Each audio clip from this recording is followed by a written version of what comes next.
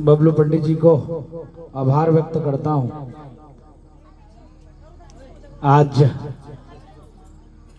सौभाग्य की बात है, मंच पर व्यासपीठ पर विराजमान पूज्य स्वामी जी के श्री चरणों में ये दास की तरफ से साष्टांग दंडवत प्रणाम।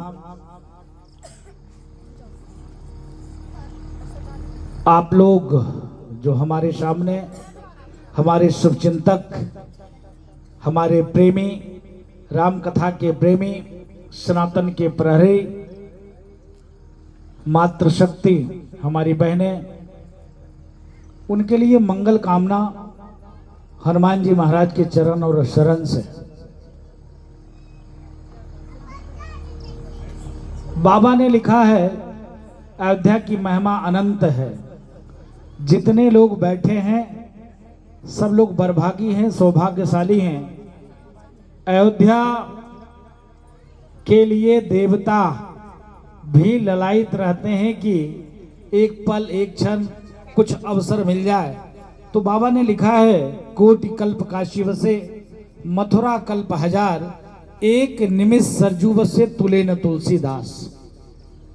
आज नहीं, कई हजार वर्ष पूर्व महर्षि वाल्मीकि ने लिखा, कई सौ वर्ष पूर्व बाबा गोस्वामी तुलसीदास जी महाराज ने लिखा। आप लोग भागवत महापुराण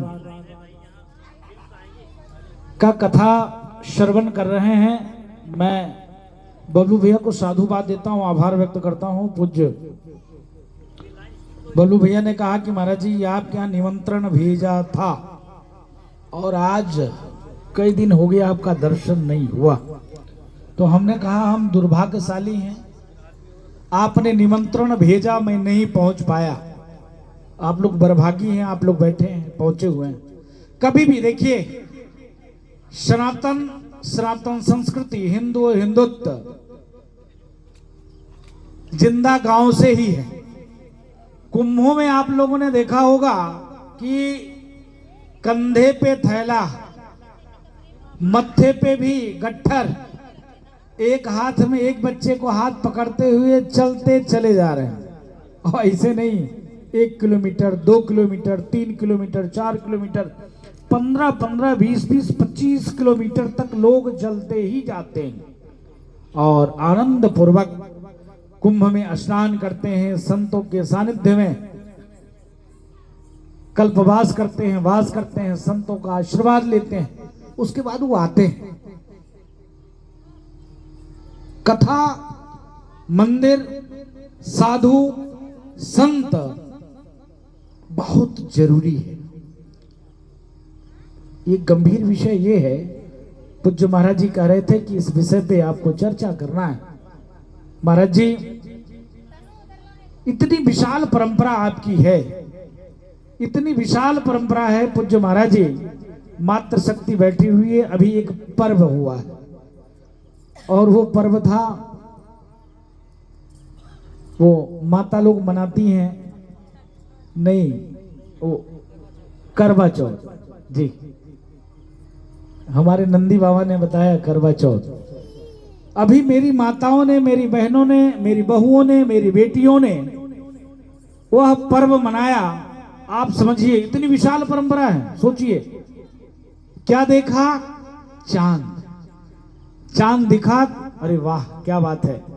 देखकर तब अपने परिवार की मंगल के लिए, जो घर का मुखिया है, जो पति देवता हैं, उनकी लंबी आयु के लिए मंगल कामना किया। लेकिन एक कौम, एक मजहब, एक संप्रदाय वो भी है कि जब जैसे चांद देखा नहीं, लाखों लोगों की गले कट गए। पूज्य महाराज जी, इतनी विशाल परंपरा है हमारी कि हमारे सामने में बच्ची बैठी हुई है। हमने देखा आपके जैसे पूज्य संतों ने देवी स्वरूप मानकर चरण सेवा किया, चरण धोली लिया, तिलक लगाया, जो भी उनके पास यथा संभव था उस बेटी को देवी के रूप मानकर समर्पित किया कि मैं मां को समर्पित कर रहा हूं।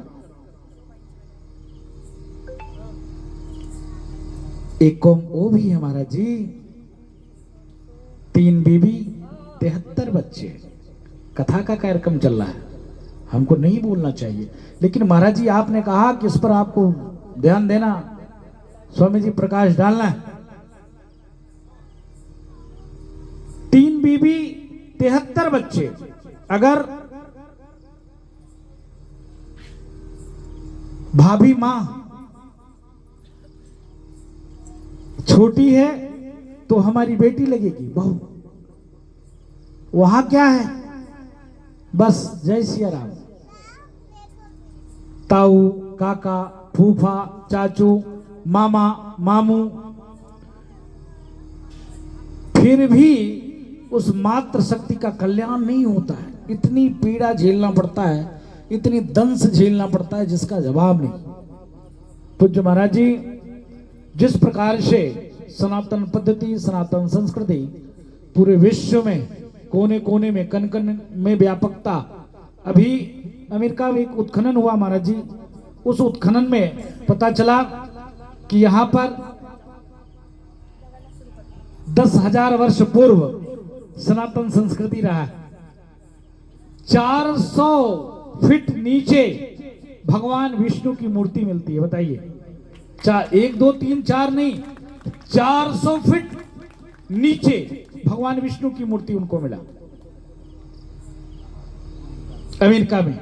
अभी आज से 4 महीना पूर्व की घटना है, हमको लगता है कोई उत्खनन हो रहा होगा और उसमें उनको मिला।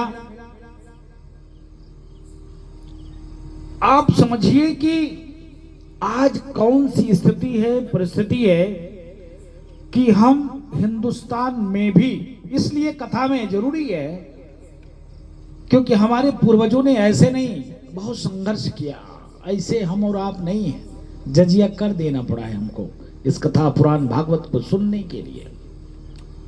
हमारे पूर्वजों ने घास की रोटी खाना पसंद किया। अभी पूज्य महाराज जी, अब एक देश है वहां पर हिंदू भक्तों के ऊपर किसी ने हमला किया, हमला करने वाला कौन था, जिसके पूर्वजों ने सनातन के लिए अपने बच्चों को दीवाल में चुनवा दिया। पूज्य महाराज जी, जिनके पूर्वजों ने अपने शरीर की बोटी बोटी नुचवा दिया, जिनके पूर्वजों ने दीवाल में अपने बच्चों को इस प्रकार से कोलू में पिरवा दिया, आज उनके वंशज मंदिर पे हमला किया।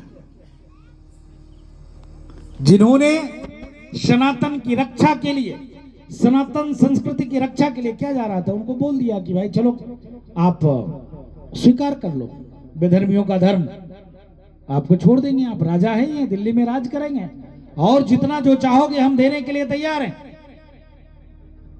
लेकिन उन्होंने कहा नहीं, हम सनातनी हैं, हम नहीं स्वीकार कर सकते हैं, हम स्वीकार कर लिए पूरा हिंदुस्तान स्वीकार कर लेगा। आज उनके वंशज अपने इतिहास को भुलाकर इस प्रकार से घृणित कार्य कर रहे हैं।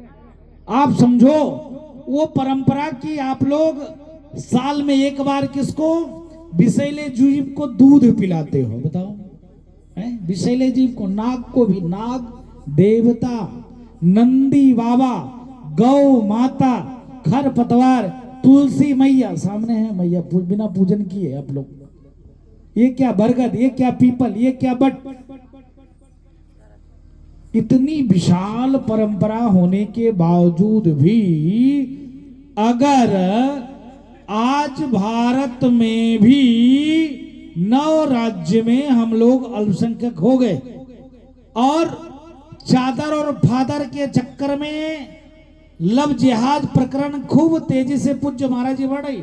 आप समझो इतनी विशाल परंपरा है कि एक छोटी बच्ची को मात्र शक्ति मानकर हम पूजा करते हैं। एक कौम वो है जिसके चक्कर में हम चले जाते हैं। बताओ, बच्चों को पालने के लिए माता और पिता अपने पेट को काट कर अपने तन पे कम कपड़े पहनकर वो प्रयास करते कि हमारे बच्चे आईएएस बने, पीसीएस बने, साइंटिस्ट बने, डॉक्टर बने।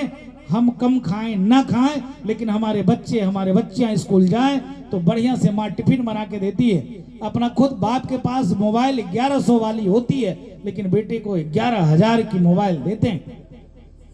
लेकिन जब वही बच्चे, पूज्य महाराज जी, वही बच्चे जब आईएएस, पीसीएस, साइंटिस्ट, डॉक्टर बनने के बाद पूज्य महाराज जी यह कहते हो कि पापा 6 महीना बड़े भैया के पास रहेंगे, माँ मेरे पास रहेगी क्योंकि मेरी पत्नी थोड़ा सा कम घर में काम कर पाती है, तो माँ रहेगी तो मेरे घर का काम माँ देख लेगी। तो जो महाराज जी आप समझिए, शहरों में स्थिति वृद्धा आश्रम है, जिनके देश में, जिसके कुल में, जिसके खानदान में भगवान राम जैसे पुत्र होते हों, भगवान श्री कृष्ण जैसे पुत्र होते हों, आज उस देश में वृद्धाश्रम, माता पिता को वृद्धाश्रम में जाना पड़ जाए, धिक्कार है। वैसे परिवार को चुल्लू भर पानी में डूब के मर जाना चाहिए।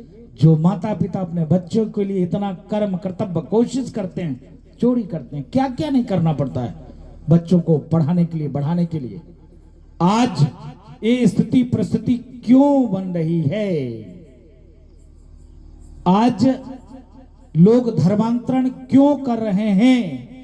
आज चादर और फादर के चक्कर में हमारी बहन, हमारी बेटी क्यों इतनी विशाल परंपरा को छोड़कर, जहां पर अगर छोटे हैं तो बेटी हैं, बड़े हैं तो भाभी माँ है, इतनी सम्मान को छोड़कर सिर्फ बच्चा पैदा करने की मशीन बनने के चक्कर में उधर उस कौम में चली जा रही। इतने जानने के बावजूद भी सिर्फ कह नहीं दिया तलाक कि काम खत्म, जय सिया राम। इसलिए मैं आपको पांडे जी बहुत बहुत साधुवाद देता हूं, आभार व्यक्त करता हूं। आज ये कथा नहीं होता, संभव नहीं था हमको और आपको बचाए रखना। संत नहीं होते, धर्मगुरु नहीं होते, मंदिर नहीं होता और कथा की ऐसे आयोजन नहीं आपके जैसे सनातनी, आपके जैसे राम भक्त करते रहते हिंदू जनमानस, तो आज और भी स्थिति परिस्थिति खराब होती। पूज्य महाराज जी, आज हमको और आपको इस कथा के माध्यम से, संतों के माध्यम से, मंदिरों के माध्यम से, पंडित जी के माध्यम से, आप देखिए बहुत आसान लगता है। पूज्य महाराज जी, शादी विवाह में देखते हैं हम तो रोज 30-35 निमंत्रण पांडे जी तो हो ही जाता होगा शादियों में। पूज्य महाराज जी जाते हैं तो लोग प्रयास करते हैं कि नहीं द्वारे 4 में बैठ जाओ।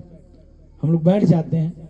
बैठने के बाद आप डांस करने में 3 घंटा 4 घंटा बिता देंगे, पैसा उड़ाने खूब उड़ाएंगे, लेकिन पंडित तेजी में करो, जल्दी में करो। क्या यार पंडित तुम भी, पंडित क्या यार इतना देर लगा रहे, जल्दी करो, नौटंकी ना करो, नौटंकी ना करो। जो हमारा बेस है, जो न्यू है, उसी को कमजोर करने में हम और आप लग जाते हैं। तो इसके नाते बहुत अच्छा लगा पंडित जी, आपने मुझको याद किया आधा घंटा पूर्व कि महाराज जी आपको मैं निमंत्रण देता हूं, मेरे यहाँ कथा चल रही है और आपको आना है। मैं ये पास में ही पूज्य महाराज जी, इधर हम थोड़ा बाबा के साथ साथ में थोड़ा सा परपंची भी हैं, तो पास में एक जिला अम्बेडकर नगर है, वहाँ चुनाव चल रहा था, मैं उधर था। हमने भैया को बताया भी नहीं, जैसे भैया ने कहा स्वामी जी का नाम लिया। स्वामी जी हमारे अति प्रिय हैं, इनको साधुवाद है। हनुमान जी महाराज से प्रार्थना करेंगे, व्यास गद्दी पे बैठे हैं, अभी तो आशीर्वाद लेना है इनसे। भगवान की कृपा इनके ऊपर ऐसी बनी रहे और पूरे दुनिया में इस सनातन का धर्म प्रचार करें। कथा के माध्यम से हमारे और आपके जैसे जो मूढ़ व्यक्ति हैं, जो थोड़े से लालच बस अपने आप को नहीं समझ पाते हैं कि क्या कर्म, क्या कर्तव्य, क्या कोशिश है हमारा आपका, मानवता का, माता पिता के प्रति। आप समझो हम साधु हैं, आप कह दोगे राजूदास जी पैदल चले जाओ, हम कहेंगे बताओ हम आए फॉर्च्यूनर से, हम जाएं पैदल।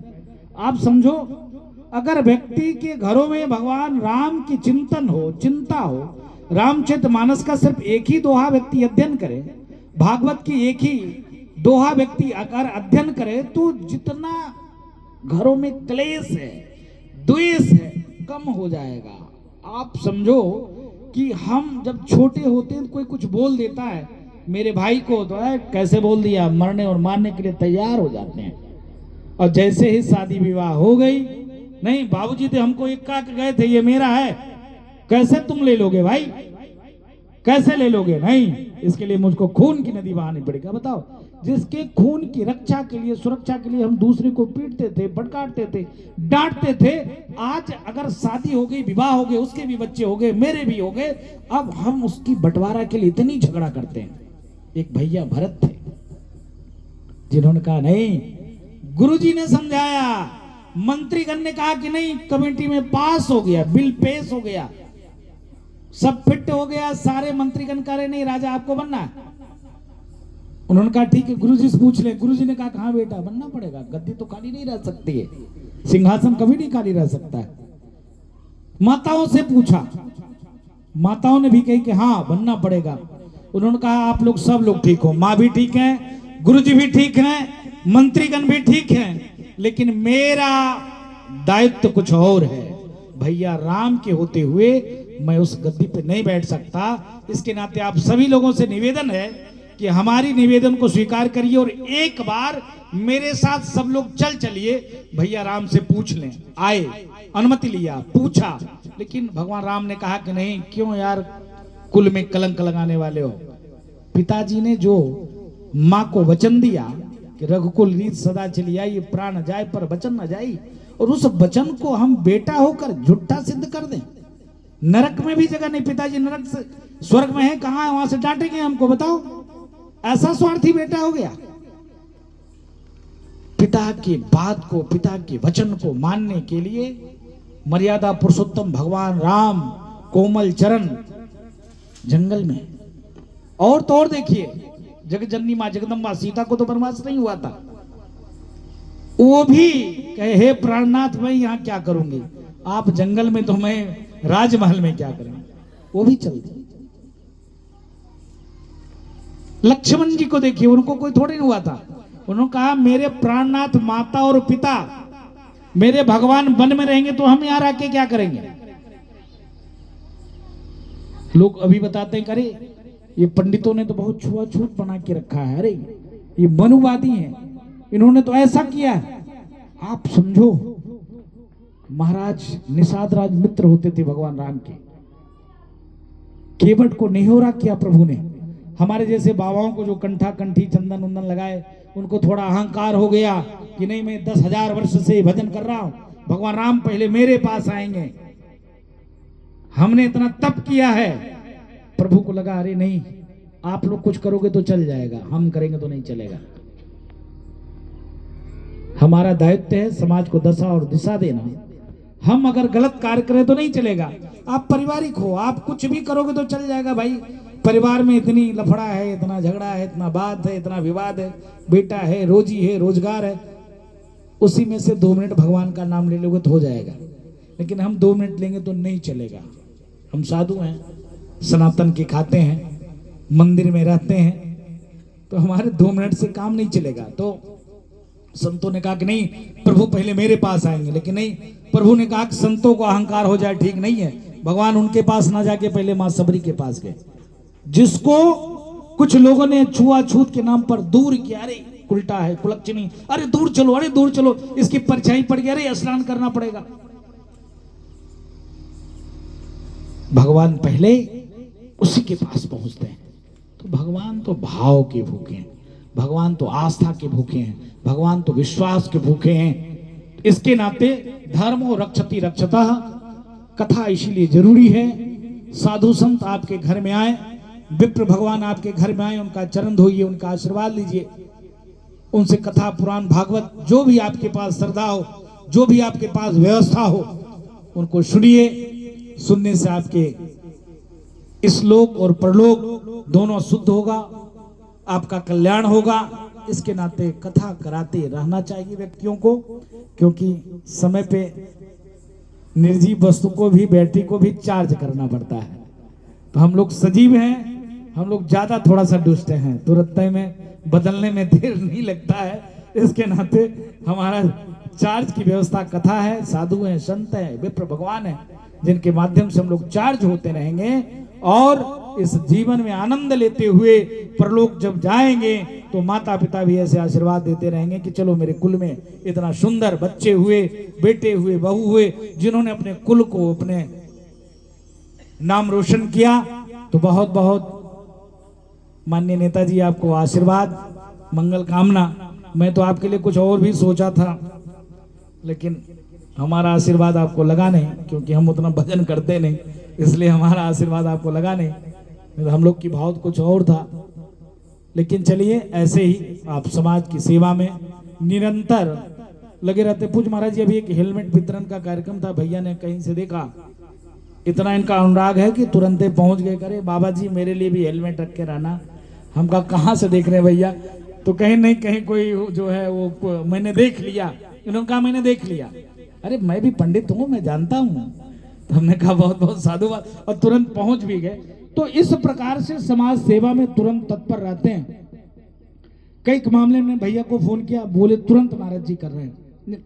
संतों के प्रति इतना समर्पित भाव से, तो ये बहुत बड़ी बात है। तो आपके लिए मंगल कामना करते हैं कि हनुमान जी महाराज ऐसे ही, और लक्ष्मी के मामले में भी आपको मोटे कर दें, कि जो जिससे आप ऐसे ही संतों को बुलाकर बार बार कथा का आयोजन। हम तो कहेंगे आप, मैंने पूछा कुछ विशेष था क्या? उन्होंने कहा नहीं पिताजी और मैं भी चला गया था। तो हमने कहा चलिए साधुवाद, लेकिन आप अपेक्षा करेंगे कि हर वर्ष कथा का आयोजन करते रहिए। कोई जरूरी नहीं है कि करोड़ों रुपया खर्चा करके करिए, मेरे जैसे छोटे लोग को ही बुला के कर लीजिए, लेकिन करिए। बहुत बहुत मंगल कामना। इसलिए मैं मातृ शक्ति को प्रणाम करता हूं। हमारी बात अगर किसी को खराब लगा हो, कोई बात नहीं है, और लगे, है ना? दवा थोड़ा सा कड़वा होता है। जब दवा आदमी लेता है, डॉक्टर मिल गया इंजेक्शन, अरे भैया तेज धीरे में इंजेक्शन लगाना। तो भाई स्वामी जी बोलेंगे, तो जब बोलते हैं तो थोड़ा बहुत, भाई साधु हैं, कथा कह रहे हैं, तो स्वाभाविक है ये ऐसे डॉक्टर हैं कि हर एक मर्ज की इलाज इनके पास है, इंजेक्शन ये लगाते होंगे। तो इनकी बात आपको हो सकता है खराब लगे, लेकिन वो आपके लिए हितकर है, समाज के लिए हितकर है, राष्ट्र के लिए हितकर है, पर्यावरण के लिए हितकर है, प्रकृति के लिए हितकर है। तो इसके नाते कड़वी दवा लीजिए, बैठकर आनंद पूर्वक कथा सुनिए और अपने जीवन को धन्य करिए। पुनः मंगल कामना। माननीय विधायक जी, आपके लिए भगवान करे कि आप ऐसे ही दिन प्रतिदिन आगे बढ़ते रहिए। इसके लिए आपको खूब खूब बबलू भैया मंगल कामना। महाराज जी के सिर चरणों में दास का साष्टांग दंडवत प्रणाम।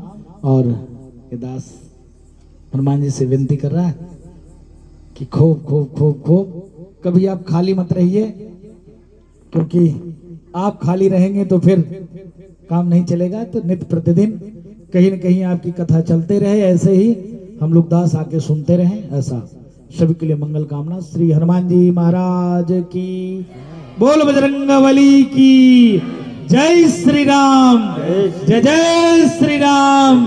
श्री राम जन्मभूमि की, काशी विश्वनाथ की, मथुरा काशी की, नमः पार्वती पते, हर हर महादेव। और ये गांव तो, हाँ नहीं, ये गांव तो जान रहे हैं किसका है, आप समझ जाइए, मामूली गांव नहीं है। आप लोगों के पूर्वज इतने महान थे, इतने महान थे कि गर्व करो अपने आप कि मेरे पूर्वज ऐसे थे, जिन्होंने अपनी परवाह नहीं किया, अपनी परिवार की परवाह नहीं किया, और राम मंदिर की रक्षा के लिए प्राणों की आहुति दिया। अभी भी हनुमानगढ़ी पे वो लगा हुआ है, द्वार पे जो है वो रखा हुआ है शस्त्र।